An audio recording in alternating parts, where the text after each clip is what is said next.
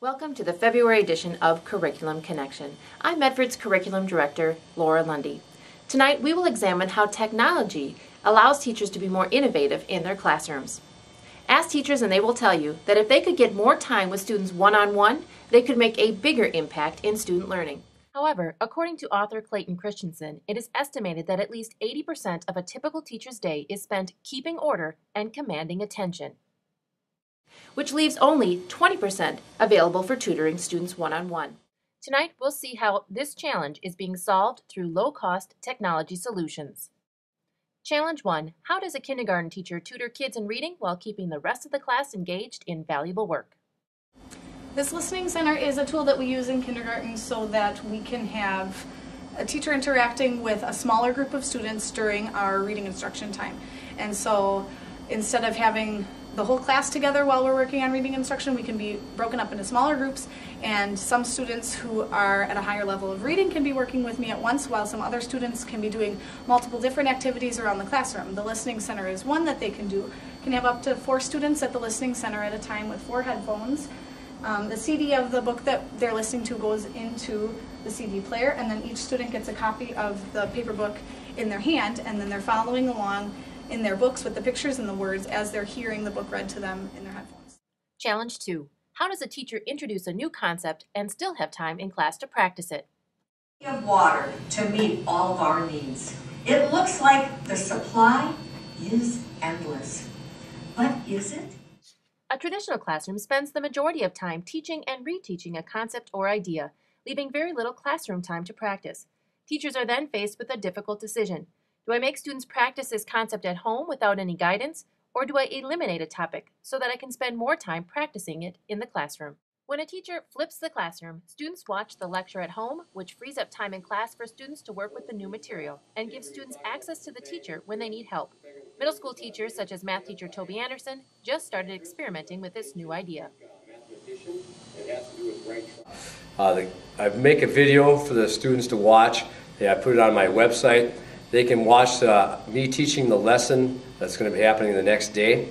They can watch that and they'll have some idea what's going on in the classroom when they come into the next day.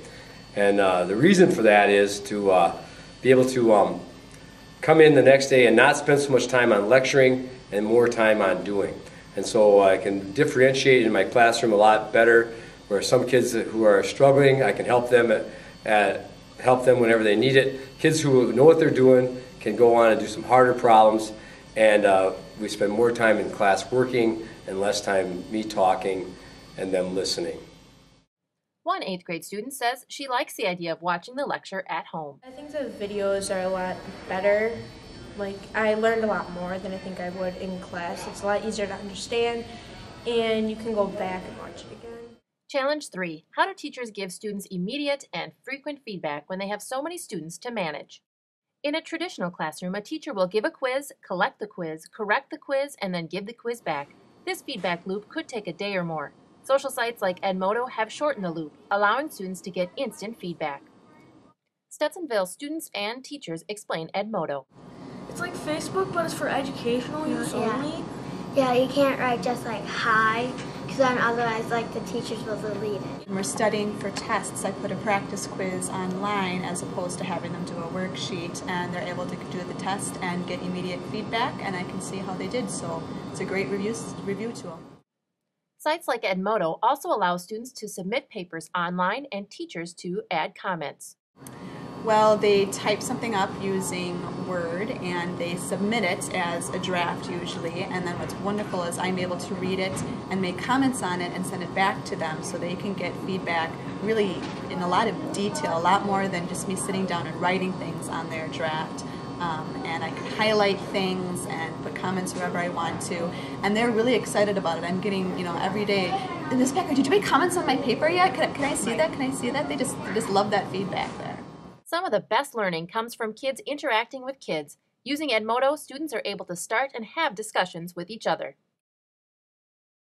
The fun of it too is they can respond to each other, not just to the initial prompt that I put on there, because they like evaluating each other's responses for, was this really what this question was about? Are you really thinking about your answer? Right. And the nice thing is we can see everything that they respond to. So, you know, it's not that they can just take one student, respond one-on-one. When they post something, it goes to everybody in their group. Yep. I started this question that said, what is your favorite book? Challenge 4. How does a teacher get feedback from a student who has difficulty communicating in the traditional way? This morning you're going to see an autistic child who uses an iPad to communicate with us when playing a social game. We're going to play Go Fish. This is huge for us because last year at this time he would just say yes or no. And so now he's actually going to use the iPad to communicate with us in a social situation. Good job. Your turn again.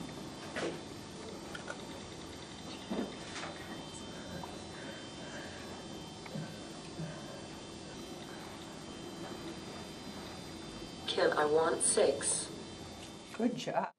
Challenge 5. How do science teachers find time to conduct labs and still have time to work with the results?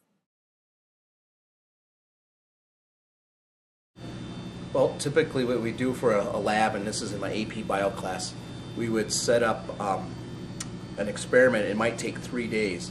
And if we were doing cellular respiration and photosynthesis, we'd be having devices like big long pipettes. We would have a bunch of cotton in there, little beads, and one day would be just to set the whole device up. The next day, the next 45 minutes, we would run the experiment, and then the third day, we would then analyze and talk about what we did. Now, we use a LabQuest, a device that we use different probes. Like this one would be the oxygen sensor probe, and this is the CO2 probe. So when we're measuring photosynthesis and respiration, I can use like a chamber, and we can stick like a plant in here, which we do. So then we can stick an O2 sensor in and a CO2 sensor in, and have our plant. And now, when we do the experiment, it takes seconds to get the readings.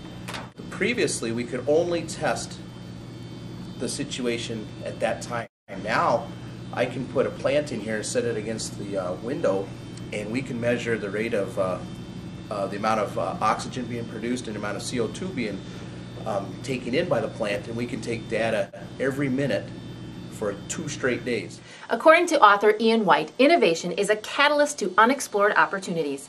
Innovation does not always mean something new, but rather it is laying the groundwork or giving people the means to do something better or faster.